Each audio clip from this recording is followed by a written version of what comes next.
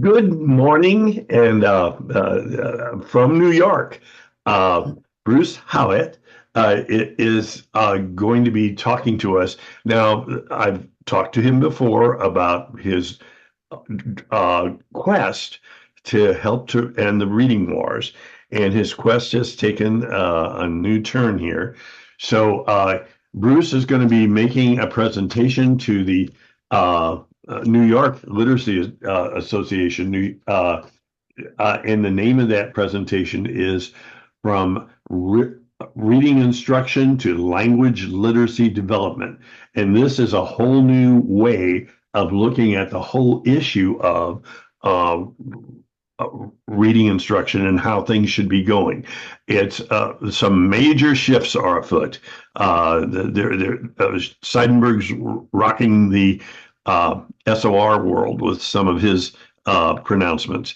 And Bruce is coming off of a um, presentation or a summer presentation organized by Nora. Uh, Please say her name properly for me. Nora Chabazi. And I'm Nora. I've known you for years, and I apologize. I still can't say your name properly.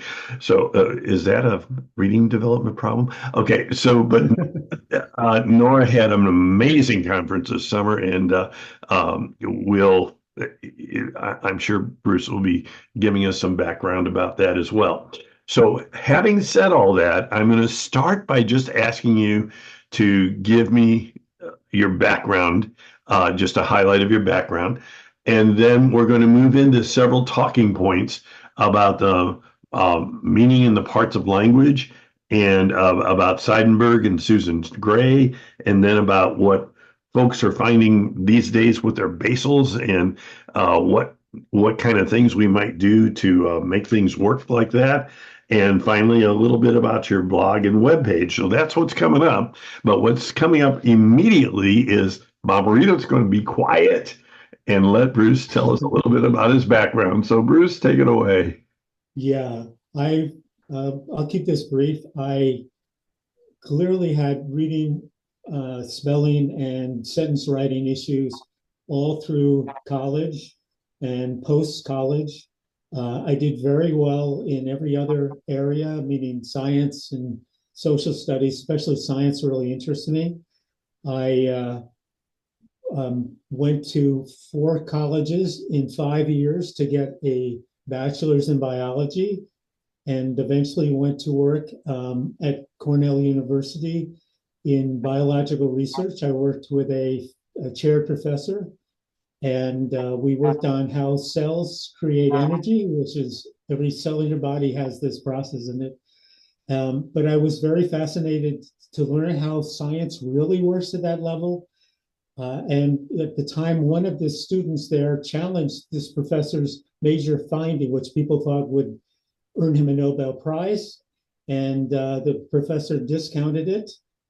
But it turned out years later, about 3 years later, turned out that that student was right. And the other group that discovered this, it opened the door to how cells really uh, use energy. And that actually won them a Nobel Prize. So what I learned, and Sam just used the word quest, and science is a questioning procedure, inquiry procedure. And questioning means quest. And we should constantly be going on these quests to find more meaning, find its difference. Science is never settled. And I think that's part of a problem with the current understanding of science of reading. And after working at Cornell for about 12 years, I took a side turn and went to teach science to a bunch of emotionally disturbed teens. Found out that their reading problems were quite similar to mine and got really interested in literacy.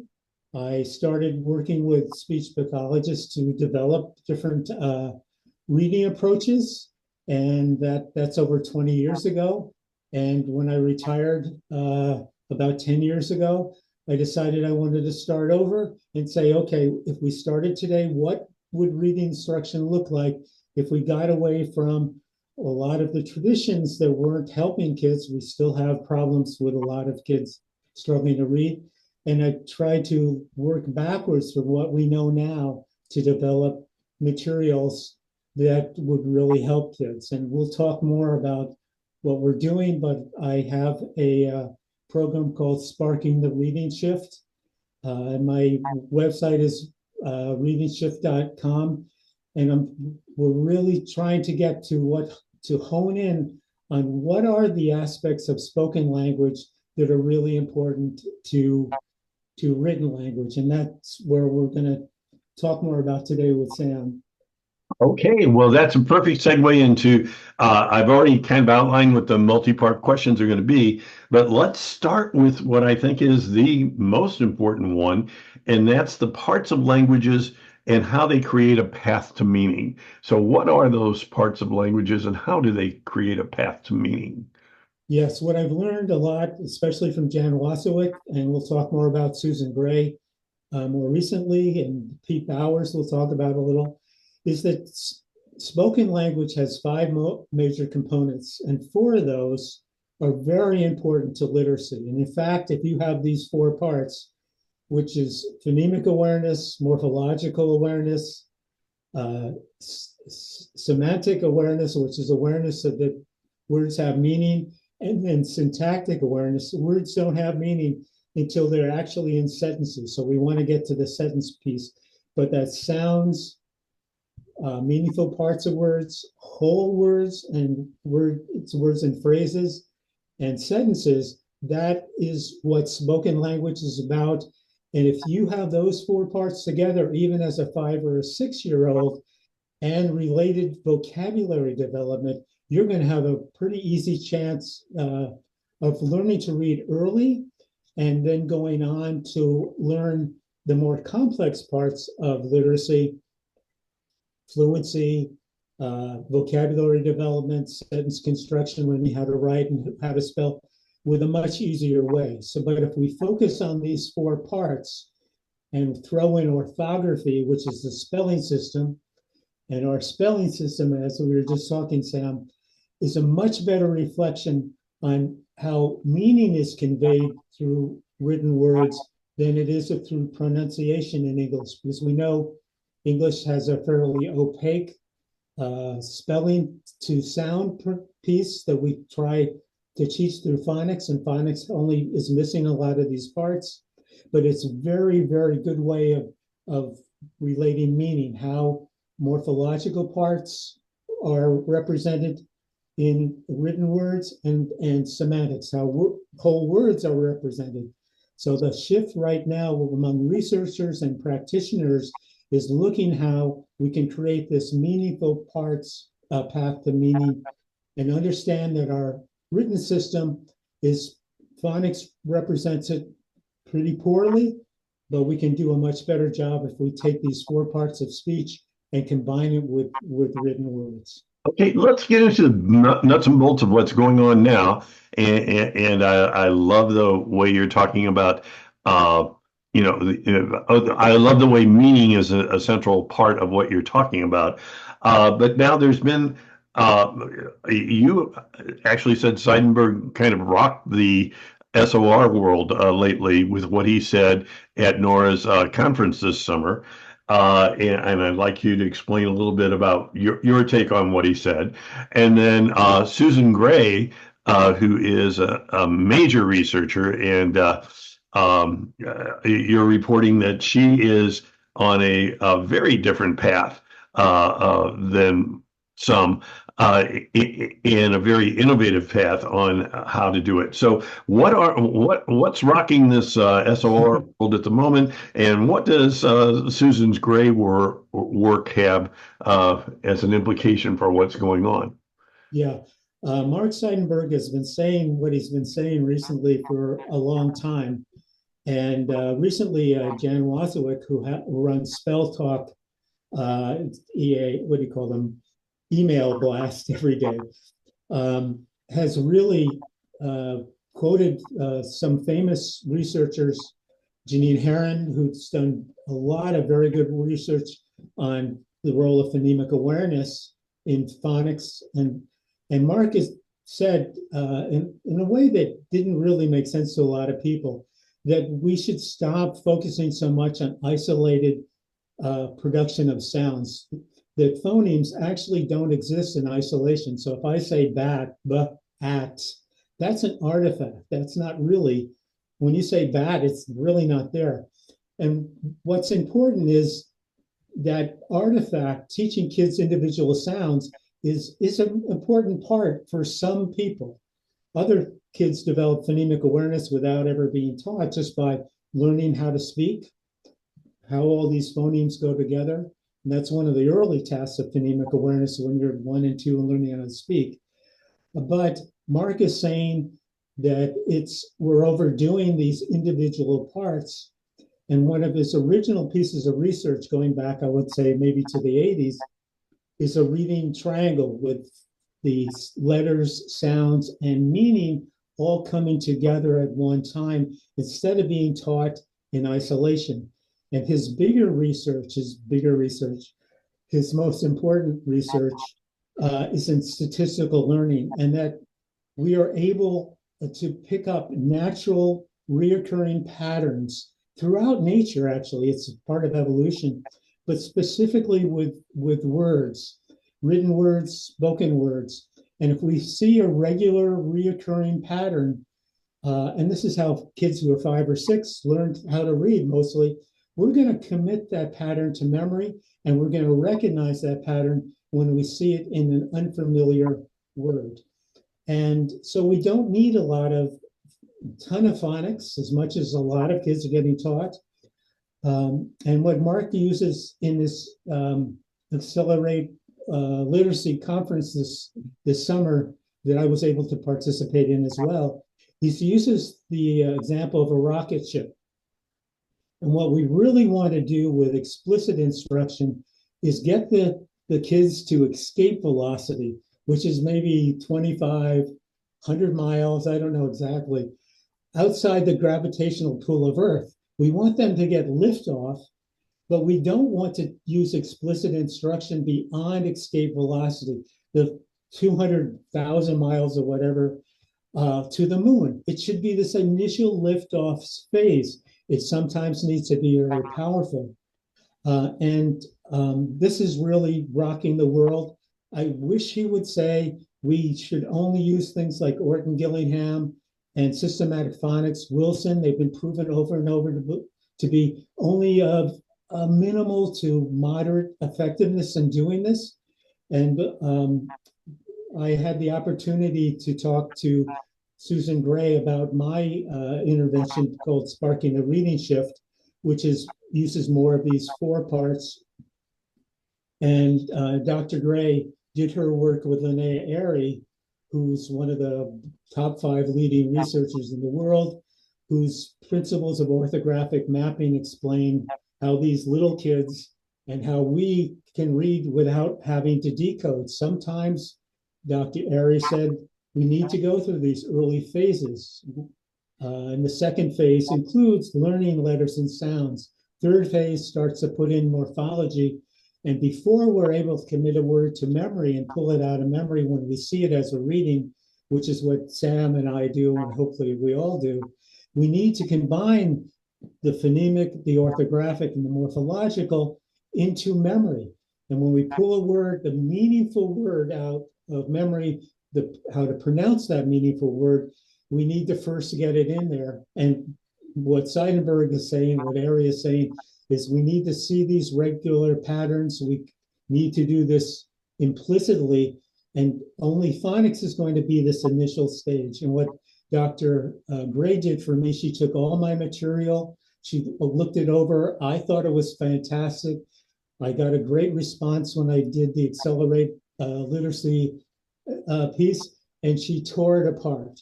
And me as a scientist, and I told you that earlier piece about the scientist I worked with, I realized when she talked to me that what I thought was great needed to go on a quest, and I needed to revise about 30% of it to get closer to what researchers are really looking at these days.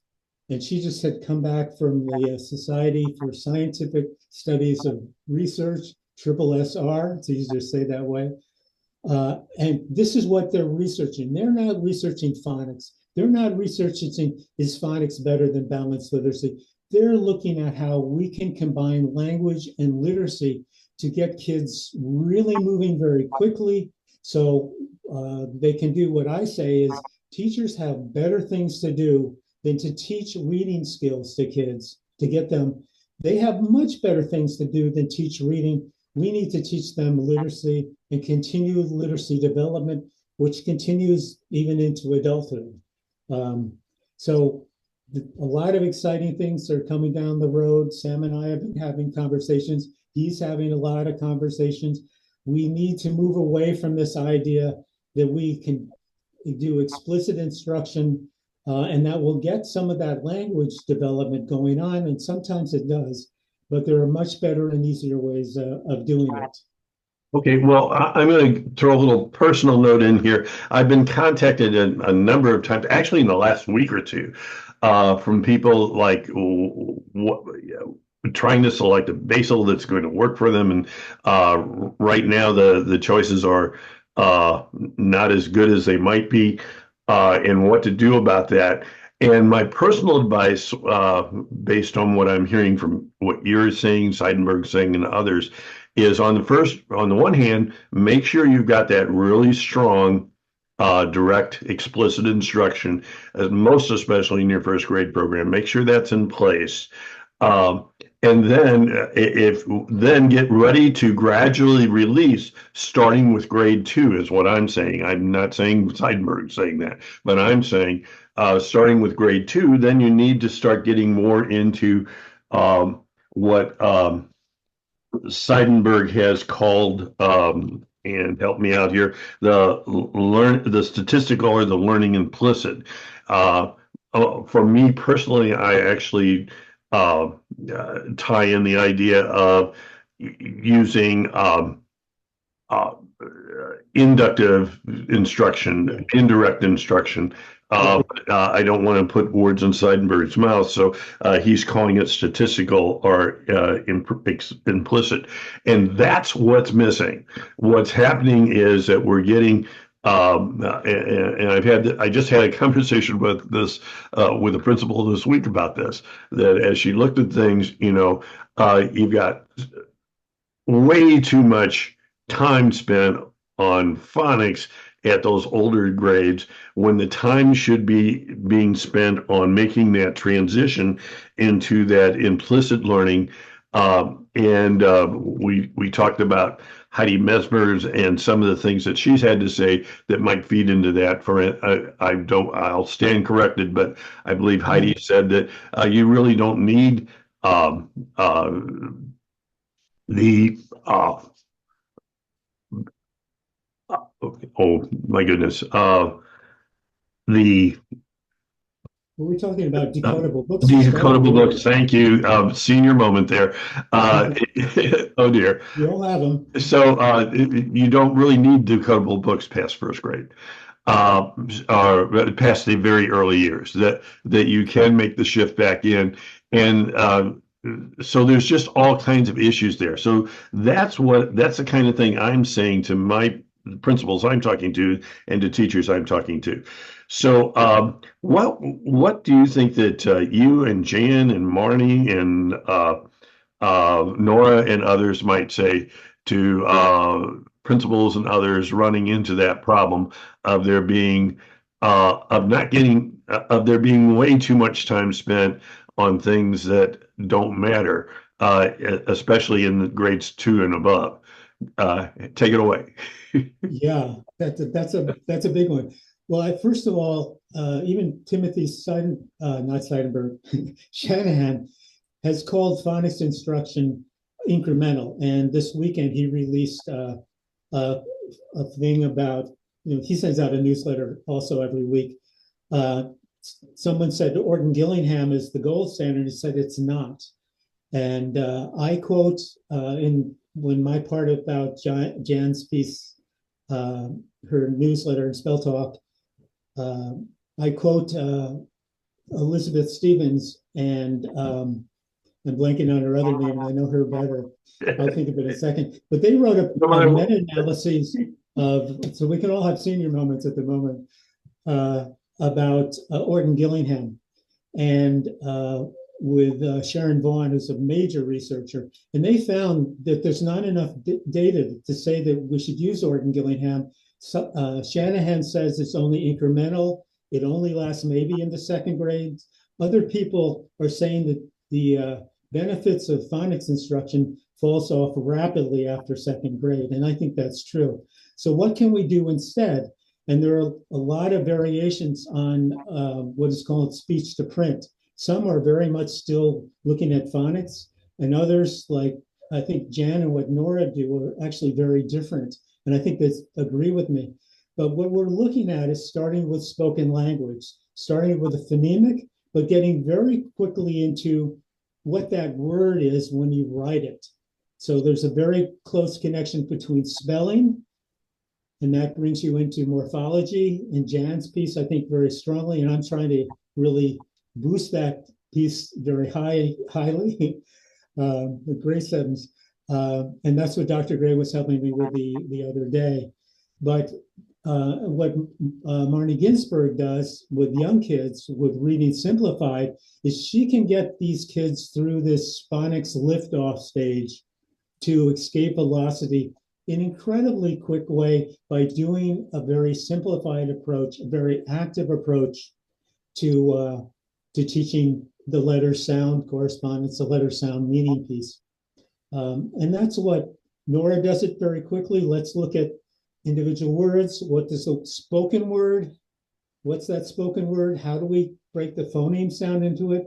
How do we spell that word so that we don't have to teach the meaningless pieces of the reading pie, that's letters and sounds by themselves.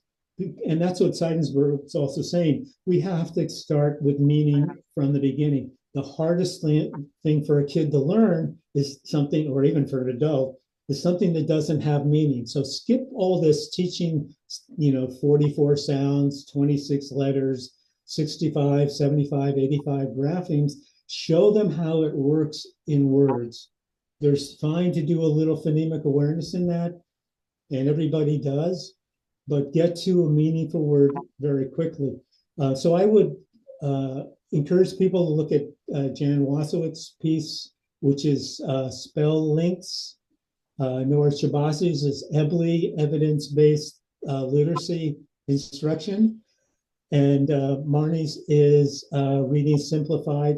And my own, which I start with kids at about 7.5 years of age, is I want to get them to the next step, because for a long time, people thought if you taught kids, if they're doing well in first and second grade, they're going to be fine in third grade.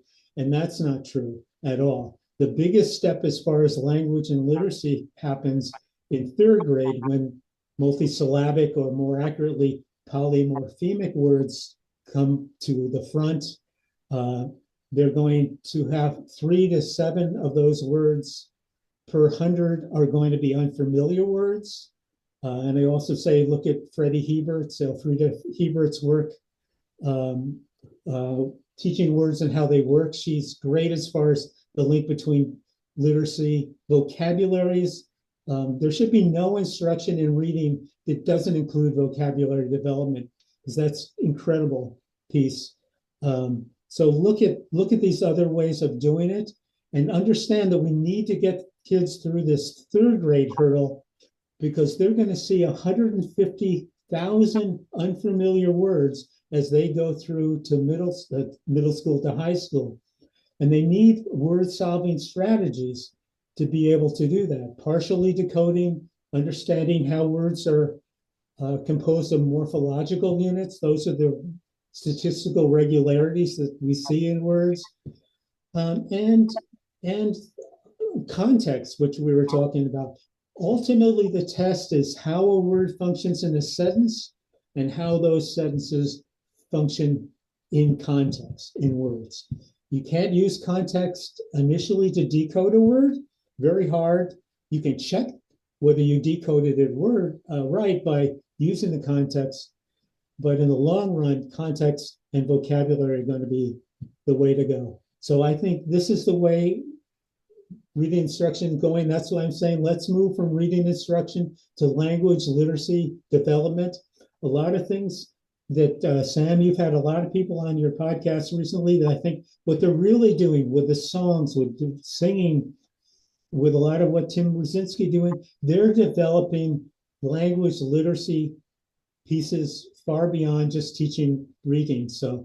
Um, so I think that's where we're going. I think it's very important. It also makes teaching reading a lot easier. We can get to the fun parts of reading, the parts that we need to empower teachers, take away the basal, give them back authentic literacy. Nora's big on that. Jan's big on that. And go to town. Let's get back to the point where we can talk about whole language, Sam. I don't know if people will throw me out the door. Not the initial part. Balanced literacy, reading recovery has so much to offer when we can talk about really diving into real books. How do we get meaning out of books? Let's get back to that discussion and not centering on how do we decode words, which is a incremental, important part, but it can be done very quickly and very easily if we move away from Orton Gillingham and Wilson, which the Christy Austin's the other person, Stevens and Austin and Vaughn. Christy's a wonderful person. She's helped me. Have it shown that it takes a lot of time and it's not particularly effective. Okay, well, wow. Is a, This is too much. I'm sorry, I'm lecturing you. that's perfect, and it's a lot to unpack. Uh, I think for me personally, I know you know that I've been for 5 years spouting this. Stop going to the two extremes. We're going to need things from both. We're going to use things from both. There are people from both that have excellent things to say. You know, people like Jan and like Nora, and people like Tim Brzezinski, and artfully teaching the science of reading. So there's a lot of folks out there. And what we're finding is, I'm just this yesterday's New York Times, the reading scores did not go up with the adoption of all this new stuff. As a matter of fact, they went down. The Times reporter tried to blame that on teachers, but the bottom line is, hell with them is all I either way, the scores did not go up; they went down. Teachers. So geez, give me a break. So I think we're going to have to learn to stop going to the two extremes, to stop the pendulum swing and come to the middle and use things from all sides. And we need to talk to each other and learn from each other. And so I'll let you do one final thing, and that is to once again say a quick little something about your sites that you have out there on the web. Yeah, I want to start by saying I got a chance. Nora actually gave me a chance to talk to Emily Hanford. And what I've been saying to people in the Science of Reading Time side of this discussion is Science of Reading 1.0 has not been effective. And that's what you're talking about. We need to go to the Science of Literacy 2.0. That's what Mark Seidenberg's talking about. And that's what I'm trying to do with my product, which is called Sparking the Reading Shift. It's readingshift.com. I explain how we can move away from what we've been doing, how we can service a lot more people, how we can use these 4 parts of speech and tie it into meaningful words, a lot more morphology. I really think that people should go and investigate Pete Bowers. But I only have either a 16 lesson piece that can be taught in maybe 20-minute pieces once a week. We're not going to take over anybody's instruction. We want more time for the kids to read challenging, interesting books. A lot of kids are turned off. But by combining the phonemic, the orthographic, the morphological, and getting kids to the sentence level quickly is very important. And what I do in each lesson is I start with letters and sounds, but by the end of each lesson, they're writing those words in sentences. We need to up what the expectation we have for kids. If I take a kid who's had a lot of phonics instruction, especially coming out of like a Wilson reading, those kids are going to be reading, spelling, and writing words, sentences, phrases, and sentences using complex multisyllabic or really polymorphemic words in the first lesson. I don't care where they started. We're going to raise the expectation, but we're going to scaffold it so that they can come out of that feeling good about themselves, feeling like they're doing real literacy learning like their friends who aren't having problems, and get away from putting them in a lot of limited, isolated instruction, where what Seidenberg is really also complaining about, we're teaching them in step by step over months and years what should be taught immediately. In his presentation, and I'll leave it with that, he brings up the morpheme IMG, ing, right? He says 2-year-olds understand what putting ing at the end of a word means. And in Orton Gillingham, you may not get to that till the 60th lesson. And that's what he's saying we need to move away from. We need to respect what they're saying. We need to listen to other people. And I want to say, when I first talked to you, Sam, right, and we had balanced literacy, I was much more on the original science of reading side. And if I listen to Sam, especially the higher end, as I said before, we can come to an agreement. I believe we're going to get to an overarching position and not something in the center. We have to raise us up, but we both have things that we can do that to.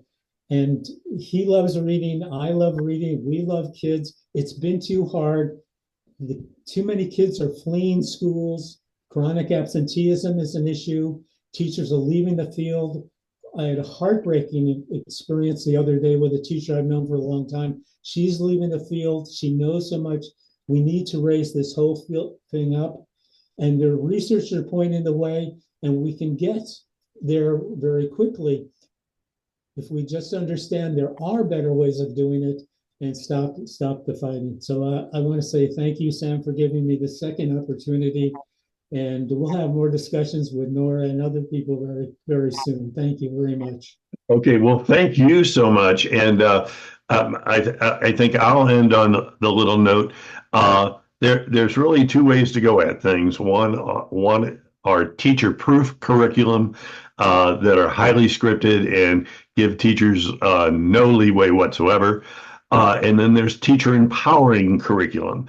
Now, that doesn't give teachers a blank check to do whatever they want. They still have to look at the district curriculum and all those things. But in teacher empowering curriculum assumes that the teachers themselves can, a beginning teacher probably needs a lot more structure. And districts are smart enough to develop ways to make sure that happens. But once that teacher gets on his or her ways of doing things, I'll end with this thought that Can I it's add one been thing to over. that?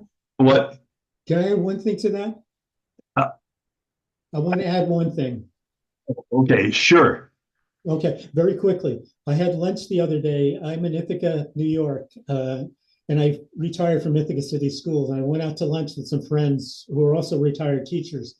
Last June, we're in August 2024.